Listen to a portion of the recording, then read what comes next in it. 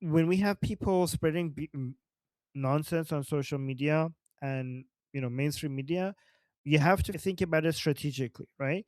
A lot of times we are going to be tempted to respond to whatever nonsense we're hearing because it just frustrates us that somebody on the internet is wrong, right?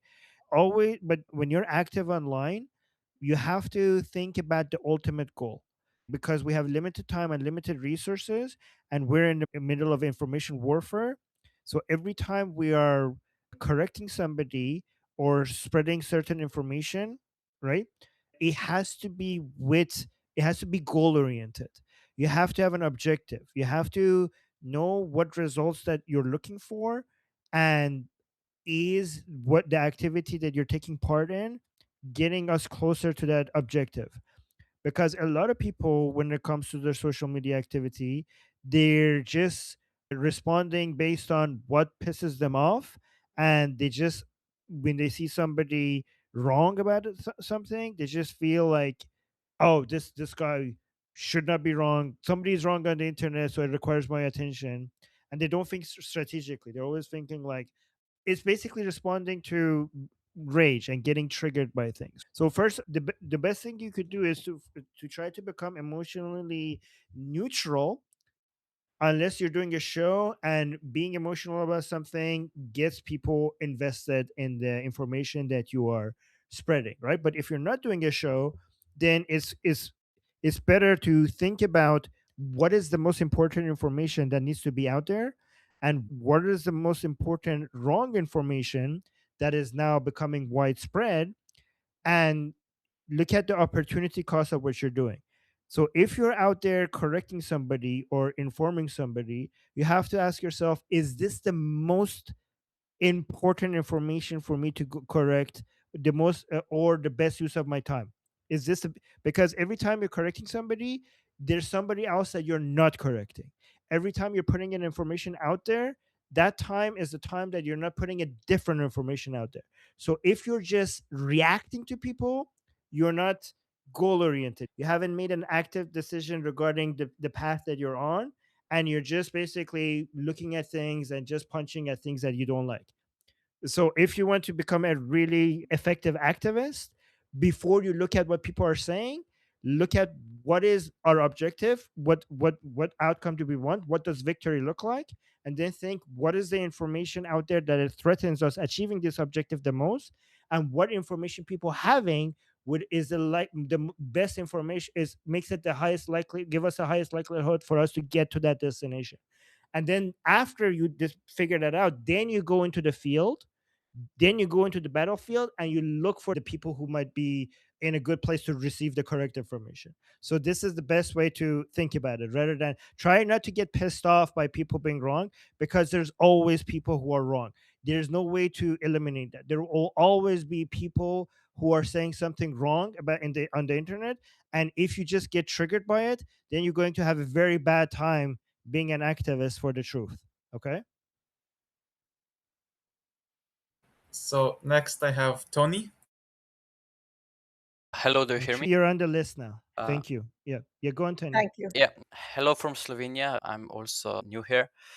Oh, But welcome. yeah, I have a question regarding fleeing. Basically, on today's news, 2 hours ago on Slovenia national TV, which is, by the way, completely occupied by leftists, there was a report Sorry. about Iran. So it was totally one-sided, and everything that they reported was claimed with such an incredible confidence. And one of the news was that it's confirmed that more than a half of the whole Tehran population already left the city. I know that's probably not true, since I have countless of videos saved on the phone of Iranians barbecuing on top of the roofs and watching the bombs being dropped, right? So, so my question is, what is your knowledge about basically city being evacuated, or do you maybe have any insider news about it? Since I can't reach out to any my. Who's saying that half of Tehran has evacuated? It was a reporter on the Slovenian national TV, Channel 1. And that the rest of the world did not notice? they couldn't provide even one video evidence of that. So I was like, what I is mean, the happening? last time I was in Tehran, the population was 12 million. I'm sure it's much bigger now, but you're like 6 million people left, and that guy noticed, and the other people that the rest of the world that just missed that for some reason. Just six Exactly. I million mean, people moving their out of. whole Okay. narrative is just incredible. But Okay. do you maybe have any I'm news of somebody leaving or something like that? Yeah, just I mean, I don't know what to tell you. Just tell them like it's really hard not to notice 6 million people moving out of a city. Okay, so next I have Dajjal. Guys, I wanted to ask you, Armin, to get back to the topic of the Kurds. The Kurds in Syria that were fighting, that we were helping back in the first Trump term, that we more or less disconnected from. What ideology were they mostly adherent to, by your knowledge?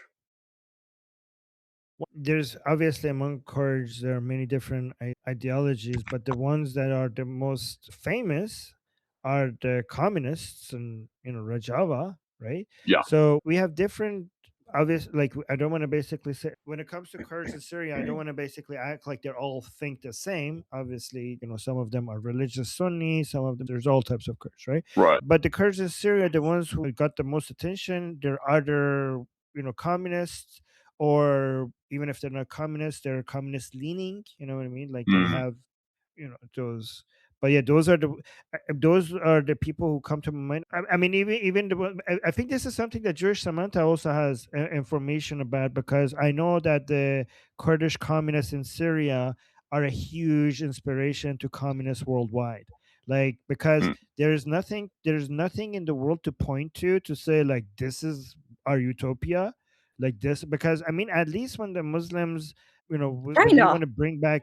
China's used as the point too, as this is communist utopia. Yeah, but I'm talking about actual communism. China is obviously state capitalism, right? And honestly, Samantha, the cult that you were in, they were a special kind of retard, because most communists that I talk to, they don't consider China to be communist. Okay, so I don't know that that cult is like so far off, even like it's even too far off for most commies. But what was I saying? But among the commies I know, they the only place they could point to be like, oh, this is what we have in mind when we're talking about communism, was the Syrian Kurds in Rojava. Yeah, what I was saying is at least the Muslims, when they want to point to something that they like, they're trying the world order that they have in mind. They either go to the what they call the golden age of Islam, or if they're actually more properly Muslim, they will go to the Medina under Muhammad himself. Like that's what they want, right? But they want to bring a caliphate or an imamate or something like that. Yep.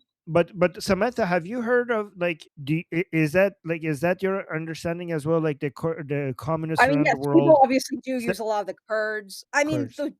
generally, there's like this generational thing where like older people will point to like what Russia was at one point, but until like a lot of people were like very pro Trotsky and feel like Trotsky should have gotten was pushed aside and say like, like the Soviet Union, the earlier days was very well put together. Then that's like an older thing, and a younger thing is like, more Maoism in China. But yeah, Kurds definitely are also used as an example in Syria. I could easily like look this up as well. Let me see. In northern Syria, the dominant political force, or the PYD, and its military wing YPG, it's not strictly communist, but they are basically not in the traditional Soviet sense, right? But they are communists, but their own type of communists. Yep. So yeah, Venezuela and Yep. Cuba also get held up as like examples of like, you know, Yes. like especially Cuba. Yeah, no. Like people really think that life is great in Cuba. so it says they now follow what they call democratic confederalism, inspired by American anarchist and socialist Murray Bookchin. So rather than I see. looking at the communism of the Soviet Union, they're looking at this socialist anarchist guy, this American socialist anarchist guy. That is apparently their main source of inspiration. Yeah, makes sense. That's why I wanted to ask, because I know the different groups believe different things. They're not a monolith. And of course, the Iranian Kurds are their own thing, and they want to do with these motherfuckers. It's so because they're they're Iranian first, and they're pro Shah.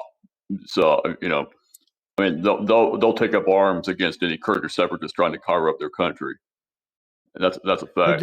this is what they want in Rojava. Okay, so this is the difference between the traditional communism, like the Soviet communism, and Rojava. Okay, so traditional Soviet communism had centralized state-run society, but the Syrian Kurdish ideology in Rojava is decentralized local councils. So the traditional communism uses the state to transition to the communist utopia, but the Rojava model abolish or bypass the state completely. So the traditional communism is often nationalist led, but the Syrian Kurdish ideology in Rojava, they're officially anti-nationalist or they want autonomy. The core pillar of traditional communism is class struggle, but the core pillar of the Syrian Kurdish socialist is women's liberation and ecology. Okay. Wait, we gotta go. We gotta go quickly because we have only 15 minutes left, I think. Samantha is next. Yeah, thanks, Armin. Okay. I was gonna say, I think I've recently heard that Mohammadi had what's it called? Was a victim of an acid attack. I don't know if you know if that's true or not. I'm hearing her name being dropped a lot more suddenly, especially from leftists. I don't know if you have any knowledge of why that's happening. Where are you seeing this? Various places. That How recently? That's actually very recent. important to know. Very Okay. recent, but her name is suddenly spiking in places. Okay, I don't know how she could be part of an acid attack because she's in prison. Or She I don't hasn't know, been. either an acid attack or was injured in some sort of attack. It's saying that it happened to her a while ago, or something. No, okay, I think so. Somebody might be making stuff up just to increase their profile. All right, so let me actually give context to the people here. So Narges Mohammadi is considered to be by many Iranians to be fake opposition created by the Islamic Republic as a way to dismiss the leadership of Prince Reza Pahlavi. She's in jail. She has better prison conditions than many other people compared, like for example, especially compared to like somebody like Fatima Separi who's pro Pahlavi. So it's actually a famous thing, like it's a very commonly known thing in prisons in Iran, that if you're pro Pahlavi, you get the worst treatment in prison in Iran. But if you're one of the people who's against the Islamic Republic, and the Islamic Republic can use you as a way to challenge Princess of Pahlavi's leadership, then you will have the best treatment in prison. So, for example, Narges Mohammadi is famous for gaining weight in prison and being able to have parties and dance. And she also was the Islamic Republic also arranged for her to have an interview with Angelina Jolie while she was in prison. She got the Nobel Peace Prize. The Islamic Republic is famous for the past couple of decades using its lobby groups and people that they have connections to leftists in the world to add to the resume of the people who they want as their opposition to themselves. It's basically controlled opposition. And Narges Mohammadi, the Iranian people hate three things, which is the mullahs, the leftists, and the MK. And for somehow Narges Mohammadi has managed to have connections to all three of them. So she represents all the three things that the Iranian people hate. Right before the Lion and Sun Revolution, Narges Mohammadi came out in a protest that people were having, in Mashhad because somebody, a pro Pahlavi person, was killed by the Islamic Republic, and Narges Mohammadi just show up there trying to hijack that protest, and the people in Mashhad in Iran started chanting against her, saying "Death to the three corruptions," the mullahs, the leftist MK, pointing at her, which showed that inside, like we were right outside of Iran, that she's not wanted by the Iranian people, because a lot of people, the Islamic Republic tries to suggest to everybody that the Iranians outside of Iran and the Iranians inside Iran are divided. But and so many times when we point these things out, people say like, oh, these are just the Iranians inside outside of Iran. The Iranians inside Iran obviously will support somebody like Narges Mohammadi. So these protests against her showed that we were right about this, that she doesn't have like like as soon as she showed up, the entire crowd started chanting against her. There was another woman, what was her name? Let me see, hold on. Nasrin Taraneh. Sotoudeh, Nasrin Sotoudeh was, no, Taraneh, I think. Ali Taraneh, Dusti, you mean? Taraneh Ali Ali Dusti. Dusti. Yes. Nasrin So Sotoudeh was also promoted by France, yes, and she's a fake too. yes, but she's like an old timer. But Taran Ali Dusti was the most recent attempt of the Islamic Republic to push to us as the leader of the opposition, using BBC Persian, by the way, which is an arm of the reformist part section of the Islamic Republic. So BBC Persian was trying to push her to us as the new opposition leader, and the Iranian people immediately figured out what's happening, and they rejected her. So if you're hearing Narges Mohammadi again, it shows that I haven't seen that, but if you're hearing it a lot, I mean, she's completely irrelevant among Iranians. But maybe the Islamic Republic tries to convince that foreigners, non-Iranians, that, oh, this is the, if you hate me, this is the person you should be talking to. And the reason why they do that is because they're trying to take attention and support away from Prince Reza Pahlavi.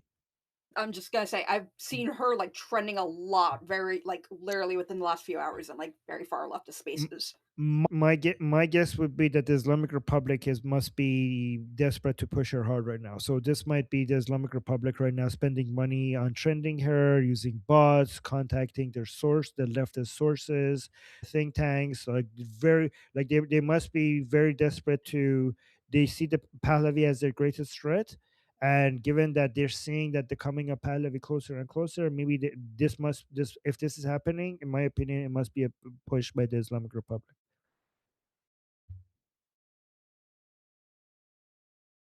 Okay, next I will bring in Kate. Is it Kate or is it KT?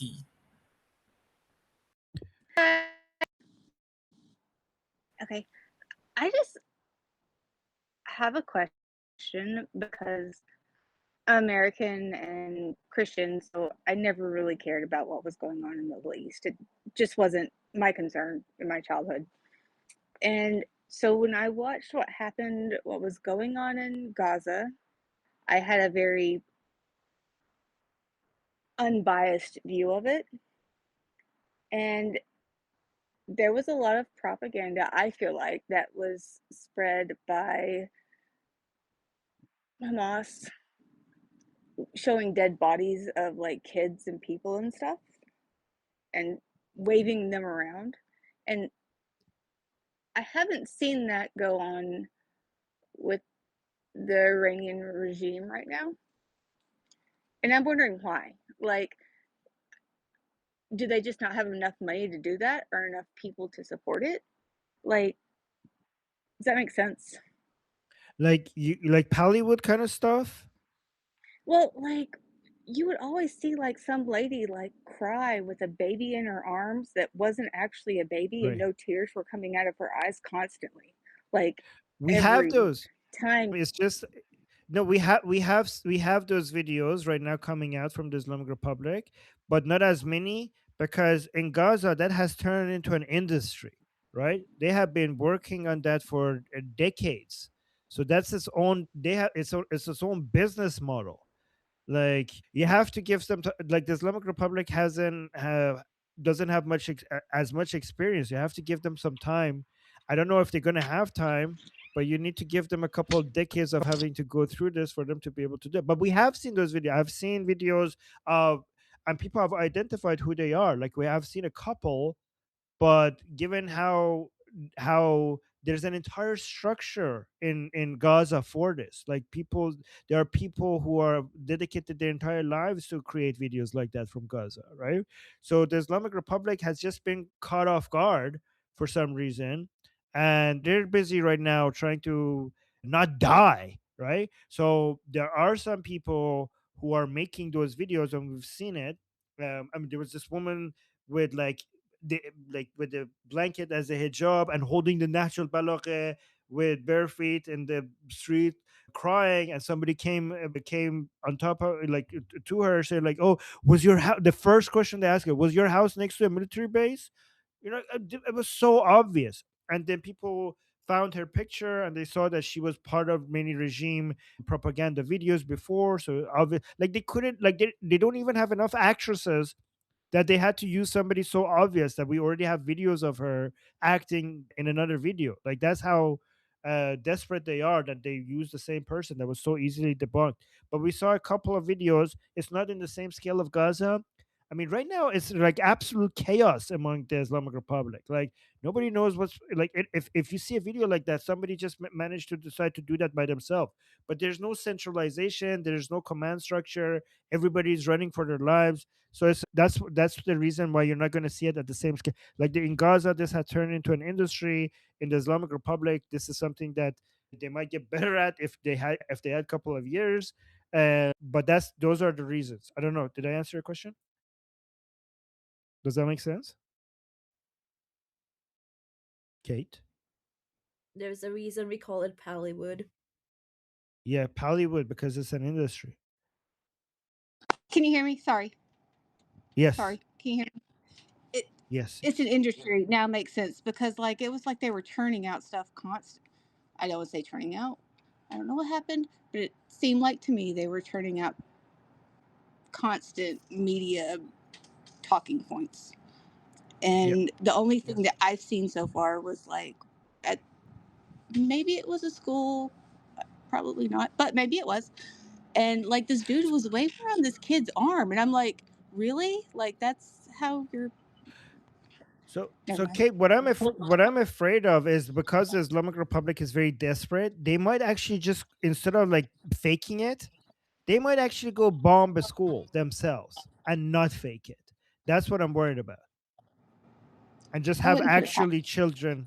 Yeah, they might actually go and just bomb the school themselves and have actual pieces of children on camera instead of faking it. That's what I'm afraid of.